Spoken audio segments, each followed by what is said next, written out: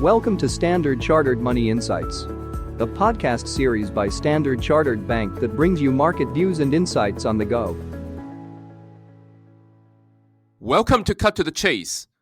Today is Wednesday, the 14th of January.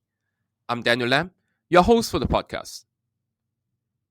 Last week, we spoke about the Monroe Doctrine. So, the declaration in 1823, which was done by the fifth U.S. President James Monroe, urged the division of the world into spheres of influence overseen by different powers.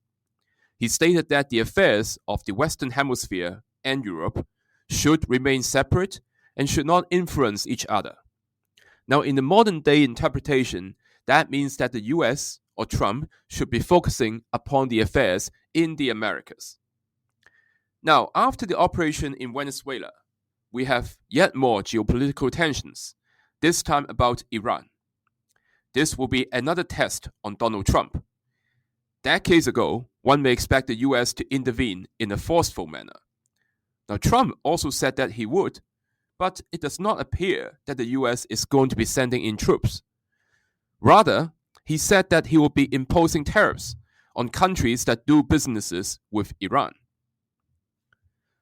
But unlike 12 months ago, the threats of tariffs is having less effect on the markets. Why? Well, because the US economy is in a state of muddling through, i.e. not hot, but no imminent collapse. Like I pointed out before, a key piece of news during the holidays that went relatively unnoticed was Trump delaying the tariffs on furniture imports. It's because the US consumers and the US economy are also affected by tariffs.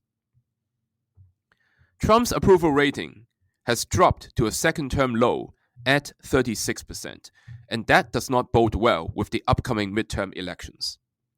Since World War II, there was only a 55% probability where US equities made positive returns in a midterm election year, versus 76% for the other years. The S&P 500 registered an average return at only 3.8% in midterm years versus 10.8% average gain for the other years. Thus, will Trump really impose such tariffs and also be sending in troops? Not very likely at this stage. There's just too much at stake for the US economy and the Republicans' midterm election chances.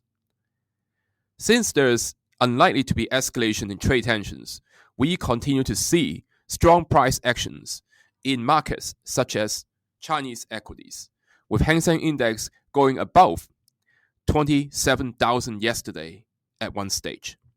Now, despite the pullback, we believe it is going to retest that level and go higher. And of course, gold continues to stride higher, being in the right spot for geopolitical tensions, potentially more dovish stance from the Fed, from a likely new chairperson, and renewed EM central bank demand. That's all from me for today. As always, if you enjoy this podcast, please don't forget to rate and like it. Thanks for listening, and we wish you a happy day ahead. Thank you for listening to Standard Chartered Money Insights, a podcast series by Standard Chartered Bank. For more details, visit Market Views on the Go on our website or click the link in the description.